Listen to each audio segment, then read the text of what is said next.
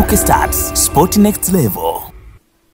Kama kweli kile kinachoelezwa ni sahihi kwamba bodi ya ligi ilitumia busara kuahirisha mchezo wa dabi ya Kariakoo Machi 8 mwaka huu na ambao sasa umepangwa Juni 15 mwaka huu, basi bila shaka bodi hiyo italazimika kutumia busara tena ili kunusuru kitakachotokea katika ligi kuu Tanzania bara, hasa kutokana na kile ambacho kimeelezwa na kamati ya utendaji ya Yanga kupitia kwa mkuu wake wa idara ya habari na mawasiliano kwa umma Ali Kamwe. Iko vipi? Ni kwamba sote tunafahamu vizuri kwamba bodi ya ligi katika kuhakikisha kila kitu kinakwenda sawa kwenye mechi ya dabi ya Kariakoo Yanga dhidi ya Simba Juni 15 mwaka huu, iliwaita viongozi wa Yanga na kuzungumza nao kuhusiana na dabi hiyo. Lakini baada ya kikao chao kilichofanyika kwenye makao makuu ya bodi ya ligi pale Ilala jijini Dar es Salaam, Mafao House, Yanga walitoa taarifa yao kwa umma kupitia ukurasa wao rasmi wa Instagram, wakieleza kwamba msimamo wao uko pale pale, kwamba hawachezi katika dabi hiyo iliyopangwa na bodi ya ligi Juni 15 mpaka pale matakwa yao, maombi yao walioyapeleka kwa bodi ya ligi yafanyiwe kazi. Lakini pia bodi ya ligi kupitia afisa mtendaji mkuu wake Almas Kasongo ikaeleza kwamba dabi iko pale pale kwa sababu Yanga miongoni mwa maombi yao, matakwa yao hayatekelezeki kwa kipindi hiki, kwa sababu mengine yanahitaji mpaka mabadiliko ya katiba, lakini pia kuna mengine yako nje ya mikono yao wao bodi ya ligi. Kwa kukumbuka vizuri, miongoni mwa matakwa ambayo bodi ya ligi iliainisha na ambayo baadaye Kamwe aliyarudia tena katika mkutano wake na waandishi wa habari ni kwamba Yanga ambao ni wenyeji katika mchezo huu dhidi ya Simba, kitimtim chake kikaibua kile ambacho waliandikia bodi ya ligi kuhitaji yafuatayo. La kwanza, kuvunjwa kwa kamati ya uendeshaji ya bodi ya ligi. Yes, hii ni miongoni mwa yale ambayo yameainishwa kama maombi ama matakwa ya Yanga, kamati ya uendeshaji ya bodi ya ligi. Lakini pili, kujiuzulu kwa afisa mtendaji mkuu CEO. Lakini pia katika hayo wanayohitajia Yanga, matakwa yao, maombi yao kwa bodi ya ligi ni kujiuzulu kwa katibu mkuu wa TFF. Lakini vile vile lingine ni bodi ya ligi kuwa chombo huru kinachojitegemea.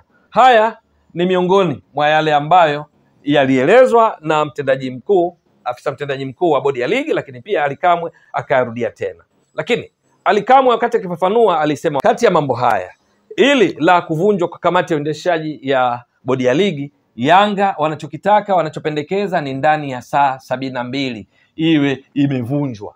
Lakini haya mengine kwa mujibu wa Kamwe ni kwamba hili la bodi ya ligi kuwa chombo huru kinachojitegemea si swala haraka. Wao wanafahamu kwamba linaweza kufanyika kuanzia msimu ujao 2025-26. Lakini haya mengine kwa kile ambacho Yanga wanakihitajia ni kuona kinafanywa kazi. Afisa mtendaji mkuu wa bodi ya ligi Kasongo amesisitiza dabi iko pale pale ya Juni 15 ambayo ni matokeo ya ile dabi ambayo bodi ya ligi iliahirisha Machi 8 mwaka huu. Lakini Kamwe akasisitiza msimamo wa kamati ya utendaji ya klabu hiyo ya wananchi kwamba kama hawataona utekelezaji kufanyiwa kazi kwa kile walichoiandikia bodi ya ligi ambayo ni pamoja na mambo haya, basi wao kati ya watakayoyafanya ni pamoja na kutocheza tena mechi zilizobaki za ligi kuu Tanzania bara, kwamba sio tu dabi yao dhidi ya Simba Juni 15 kwenye ratiba inaonyesha, lakini pia mechi nyingine mbili, mechi dhidi ya Tanzania Prisons Juni 18, lakini pia mechi dhidi ya Dodoma Jiji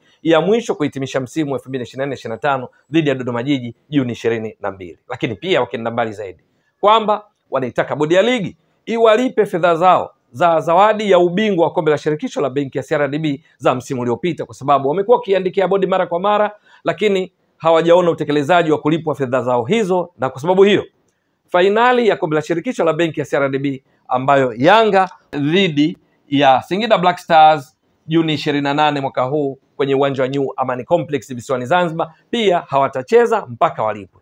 Sasa ni wapi ambapo unaona kwamba bodi ya ligi imeingizwa katika mtihani mwingine wa kutumia busara? Ni kwamba kwenye kanuni za ligi Tanzania bara, endapo zitatekelezwa kwa ukamilifu wake, ni kwamba Yanga isipocheza mechi zake 3 zilizobaki za ligi kuu Tanzania bara kama ilivyoeleza, na endapo tu bodi ya ligi ikaamua kuendelea na msimamo wake kwamba dabi ipo, na wakati huo huo ikiona kana kwamba madai ya Yanga kwao hayana msingi wowote, lakini pia TFF ikaona hayana msingi, na kisha kanuni za ligi kuu Tanzania bara kwa msimu huu wa 2024-25 zikatekelezwa, ni dhahiri kwamba kutakuwa na msiba mzito kwa ligi kuu, lakini pia mpira wa miguu nchini Tanzania. Ni kwa sababu gani? Ni kwamba kanuni za ligi kuu kwenye sura ya 9, sura ya 9 ya Kirumi, ndani yake inazungumzia juu ya yasiyotarajiwa. Kwenye kanuni za ligi kuu, yasiyotarajiwa, katika haya yasiyotarajiwa yamezungumzwa katika kanuni namba 30, kanuni namba 31, lakini kwenye kanuni namba 31 kifungu cha 1.8 ndicho ambacho kinaleta mtihani hapa. Ni kwamba klabu yoyote ya ligi kuu Tanzania bara endapo haitofika katika kituo katika michezo yake mitatu bila ya kuwa na sababu za msingi zinazokubaliwa na TFF na bodi ya ligi, basi klabu hiyo itakuwa imejiondoa katika ligi hiyo. Ligi hiyo ni ligi kuu Tanzania bara. Kwa lugha nyingine, Yanga isipocheza mechi zao dhidi ya Simba, mechi dhidi ya Tanzania Prisons, mechi dhidi ya Dodoma Jiji kama ilivyoeleza, endapo matakwa yao kwa bodi ya ligi hayatatekelezwa, maana yake kanuni hii ikitekelezwa, Yanga itakuwa imejiondoa kwenye ligi kuu Tanzania bara.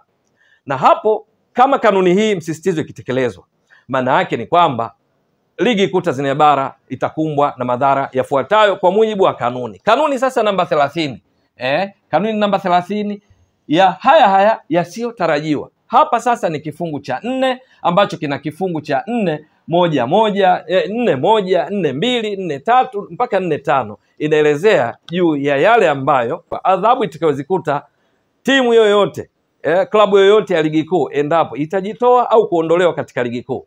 Madhara hayo au adhabu hizo ni zipi? Kwanza, kuteremshwa daraja. Yes. Lakini pili, itakapoteremshwa daraja itaambatana na kufungiwa misimu miwili ya ligi kuu Tanzania bara. Kwa hiyo kwa lugha nyingine, Yanga kwa kutocheza mechi 3 kwenye kanuni hii, ambapo namba 31, kanuni namba 31 kwenye kile kifungu kilichotoka kuelezea Yanga itakuwa imejiondoa, maana yake sasa kwenye kanuni hii nazungumzia timu iliyojitoa au kuondolewa, maana yake itateremshwa daraja, itafungiwa misimu miwili. Kwa hiyo Yanga sio tu itateremshwa daraja, lakini pia itakosa misimu miwili ya ligi kuu. Lakini vile vile adhabu nyingine ni kwamba kwa sababu imeshacheza mechi zinazovuka nusu ya mechi zote za msimu. Mechi zote kwa msimu huu ni mechi 30. Yanga imeshacheza mechi 27. Basi mechi zilizobaki zote wapinzani wake watapewa pointi 3 na mabao 3. Kwa lugha nyingine, Dodoma Jiji itapata pointi 3 mabao 3 kama ilivyo Tanzania Prisons na Wekundu wa Msimbazi Simba. Lakini madhara mengine ni kwamba wachezaji wake hawatakuwamo katika orodha ya wale wanaowania tuzo ya ufungaji bora, kwa sababu mabao yao yote yatafutwa. Lakini mabao yaliyofungwa na timu pinzani, ambayo Yanga imefunga mabao 71, imeruhusu mabao 10. Ndio timu iliyofunga mabao mengi, ndio timu iliyoruhusu mabao machache. Yale iliyoruhusu wapinzani wachezaji wake yatahesabiwa. Lakini vile vile madhara mengine ambayo yatajitokeza waziwazi endapo haya yatatekelezwa ni kwamba timu za championship zitakazopanda zitaongezeka kutoka idadi ya sasa, ili kufidia itakayoachwa na Yanga endapo tu kanuni hii itatekelezwa. Lakini vile vile ni kwamba italeta athari hata katika bingwa wa msimu huu atapatikana mezani, kwa sababu kama Yanga inaondoshwa, maana yake Simba ambayo pointi zake ilivyo hata sasa hakuna timu inaweza kuifikia. Simba ikiwa na pointi 72 ikipata pointi 3 na mabao 3 katika mechi dhidi ya Yanga hiyo ya dabi, endapo itaendelea kuhesabiwa, maana yake itakuwa na pointi 75. Timu zinazofuatia Azam, Singida Black Stars, hakuna inaweza kuifikia Simba. Kwa hiyo Simba itakuwa bingwa kwa mara ya kwanza baada ya misimu 3 mfululizo ambayo Yanga ilitoa ubingwa. Madhara zaidi mbali na yale yanayoainishwa katika kanuni ni pamoja na ukweli kwamba, kwa mfano, Yanga ikiteremshwa kweli daraja ikakosa misimu miwili, je, kuna Simba bila Yanga katika ligi kuu Tanzania bara? Bila shaka litakuwa ni pigo kubwa katika mpira wa miguu nchini. Ndiyo, inawezekana, lakini kwa nature, kwa asili ya mpira wa miguu nchini ni kwamba Yanga na Simba wao ndio wanatoa mashabiki pengine nusu kwa nusu nchi nzima, tofauti na ligi nyingine. Baadhi ya watu wanataja kwa mfano Misri imetokea, Al Ahly au kwingineko, lakini ni ukweli ni kwamba kwenye nchi nyingine tofauti kidogo na Tanzania, huko kuna baadhi ya timu ambazo kwenye maeneo wanayotoka ndizo zinapendwa zaidi. Misri kwa mfano, kuna Ahli na Zamalek ndio klabu kubwa, ndio zina dabi ya Cairo. Lakini kuna maeneo mengine kama Port Said, klabu ya Al Masry, wao ndio kila kitu. Inakumbuka vizuri hata vifo vilivyotokea uwanjani katika mechi ilikuwa ni Al Masry na Al Ahli, kwa sababu katika nchi ya Misri, sio maeneo yote nchi nzima ya Misri kuna Zamalek na Al Ahli. Lakini hali hiyo pia ipo nchini Afrika Kusini, kwa mfano Orlando Pirates na Kaizer Chiefs. Lakini kwa Tanzania hali yake ni tofauti. Simba na Yanga zina nguvu zaidi, ingawa kuna timu zinatoka katika mikoa mingine, lakini unakuta ndani ya timu nyingine kuna baadhi ya mashabiki wa Simba na Yanga katika timu hizo nyingine. Sio wote, lakini wengi, tuseme wengi ni Simba na Yanga nchi nzima, katika wale wanaofuatilia mpira wa miguu na kuwa na klabu wanazozishabikia. Kwa lugha nyingine, kwa vyovyote vile, Yanga kuteremka daraja kwa kanuni, maana yake hilo ni pigo katika mpira wa miguu. Lau kama ingeteremka kwa hali ya kawaida, pengine ingepungua madhara yake. Lakini hapa tunapozungumza, Yanga ndio anaongoza ligi kuu Tanzania bara akiwa na pointi 73, ndio timu yenye pointi nyingi zaidi baada ya mechi 27, performance ufanisi wa around 90%. Lakini Yanga licha ya kuongoza na pointi 73 kwa michezo 27, ndio ambayo ina mabao mengi ambayo ni 71, ndio ambayo imeruhusu mabao machache zaidi ambayo ni 10. Na kwa sababu hiyo kuteremka kwake kwa kikanuni kwa hivyo kutakuwa na athari. Lakini pia athari kuhusu wadhamini. Kuna uwezekano baadhi ya wadhamini, kwa habari hizi zinazoendelea za mvutano bodi ya ligi na Yanga, wanaweza wakafikia mahala pa kujitoa ama kufikiria kutowekeza zaidi, kama kuna wengine wanafikiria kufanya hivi. Ikumbukwe hivi sasa utulivu uliokuwa hapo kabla kwa usimamizi wa bodi ya ligi, shirikisho la mpira wa miguu nchini TFF, klabu zenyewe kwenye uongozi wa klabu zake, lakini pia utekelezaji mzuri wa sera za michezo wa serikali ya awamu ya 6, maana yake ni kwamba mpira wa miguu umekuwa sana nchini hivi sasa. Ligi kuu Tanzania bara ni ligi namba 5 kwa ubora barani Afrika, ikizidiwa tu na Misri, ligi kuu ya Morocco, ligi kuu ya Afrika Kusini na ligi kuu ya Algeria. Inafuatia ligi kuu Tanzania bara yenye pointi 82.5, ambazo zenyewe kupatikana kwake kumetokana pia na mchango mkubwa wa klabu za Simba na Yanga, kwa sababu kwenye pointi hizo 82.5 ambazo ligi kuu Tanzania bara inazo kwa mujibu wa CAF kwenye taratibu zake, Simba wamechangia pointi 48 mpaka sasa, Yanga pointi 34 na Mungo FC pointi 0.5, ndipo unapata jumla hii. Kwa sababu hiyo, klabu ambayo imechangia kwa kiwango hiki, klabu ambayo ndio bingwa mara 3 mfululizo, lakini pia bingwa mara 3 mfululizo wa kombe la shirikisho la benki CRDB, kuteremshwa kwake kwa kanuni, lazima kutakuwa na athari hata kwa wale wanaofikiria kuweka fedha zao au ambao fedha zao zipo. Lakini vile vile mvuto unaweza kaathirika kutokuwepo kwa Yanga. Simba bila Yanga, maana yake Simba itabaki na Mashujaa, itabaki na klabu nyingine za ligi kuu Tanzania bara.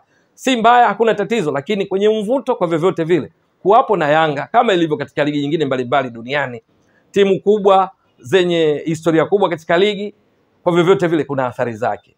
Ili kuepukana na madhara yote hayo, ni dhahiri kwamba Yanga lazima na bodi ya ligi wakae chini kutafuta majawabu ya nini cha kufanya. Mechi ya Machi 8 chanzo chake tunakumbuka ni watani wa jadi wa Yanga, Simba, kwenda kufanya mazoezi siku moja kabla ya mchezo, ambayo ni haki iliyoainishwa katika kanuni namba 17 katika kifungu cha 45. Hii ikiwa ni sura ya 5 ya kanuni za ligi kuu Tanzania bara msimu huu, inatoa fursa kwenye kifungu cha 45 kwa timu ngeni kufanya mazoezi kwenye uwanja utakaotumika kwa mechi siku moja kabla ya mchezo. Simba walikwenda na taarifa yao ilieleza kwamba walipofika kufanya mazoezi walizuiwa na watu waliowatuhumu kwamba ni mabouncer wa Yanga, na hivyo Simba wakatoa dhamira yao kwamba hawatacheza mechi hii. Kesho yake, siku ya Machi 8 ambayo ni siku ya mechi, baadhi ya viongozi wa bodi ya ligi akiwemo mwenyekiti wa bodi Steven Mguto alikaririwa akisema dabi iko pale pale. Lakini baadaye bodi ya ligi ikatangaza kwamba mchezo huo umeahirishwa na utapangiwa siku nyingine, jambo ambalo Yanga walilipinga kwa sababu hakuna kanuni yote ya ligi kuu Tanzania bara inatoa fursa kwa ligi mechi kuahirishwa kwa sababu timu ngeni haijafanya mazoezi kwenye uwanja utakaotumiwa kwa ajili ya mchezo siku moja kabla ya mchezo. Kwenye kanuni hizo, kanuni hii ya 17 sura ya 5 kifungu cha 62 kinaeleza juu ya hatua za kuchukua dhidi ya wale watakaokwaza utekelezaji wa kanuni hizi. Kanuni ya 17 ambayo katika kanuni ya 62 inaeleza wazi kwamba yeyote yule ambaye kwa mfano amefanya kosa la kuzuia timu ngeni, iwe mtu ama klabu, basi adhabu yake ni faini milioni 1 mpaka milioni 2. Lakini bodi ya ligi katika kutangaza kuahirishwa kwa mchezo huo haikutumia kanuni hii ya 62 ambayo inaainisha adhabu kwa wale tukosababisha timu ngeni kutofanya mazoezi siku moja kabla ya mchezo, yaani ya faini milioni 1 mpaka milioni 2 ama milioni 5 mpaka milioni 10 endapo kosa hilo ni la kujirudia. Badala yake ikatumia kanuni ya kuahirisha mchezo, kanuni ambayo kwenye kifungu cha 1.3 ili inatoa fursa kwa mchezo kuahirishwa kwa sababu ya dharura ama sababu ya msingi inayokubaliwa na TFF. Nini kitakachotokea? Ni dhahiri kwamba busara itatumika, busara kwa kamati ya utendaji ya Yanga, busara kwa bodi ya ligi kunusuru taswira ya ligi kuu Tanzania bara ambayo imekuwa ikifanya vizuri na kuvutia uwekezaji mkubwa mno. Kuteremshwa daraja kwa Yanga kwa kikanuni kama kutatokea, maana Yanga wenyewe wanasisitiza hakuna kuwapoka pointi, kwa sababu hata pointi nusu tu ikitwaliwa basi atapambana na consequences za madhara ya nguvu za wananchi, ndio watakaozijua. Hicho ndicho kitisho alichokitoa Yanga endapo hilo litafanyika. Lakini kanuni za ligi kuu kwa namna zinavyoeleza ni dhahiri kwamba Yanga isipocheza madhara yatakuwa makubwa zaidi, ambayo kama nilivyotoka kueleza si kwa Yanga tu, lakini pia ligi nzima na taswira yake usoni mwa wadhamini na hatima ya mpira wa miguu nchini. Nini kitakachotokea ni swala la kusubiri. Ewe mtazamaji wa Mbwaduke Stats Sport Next Level, endelea kuunga mkono channel hii kwa kuhakikisha kama una subscribe, una share, una like na kucomment. Mwasilishaji wako ni mimi Ramadhani Mbwaduke almaarufu kama Mzee wa Data. Shukran jazilan. Bye bye. Mbwaduke Stats Sport Next Level.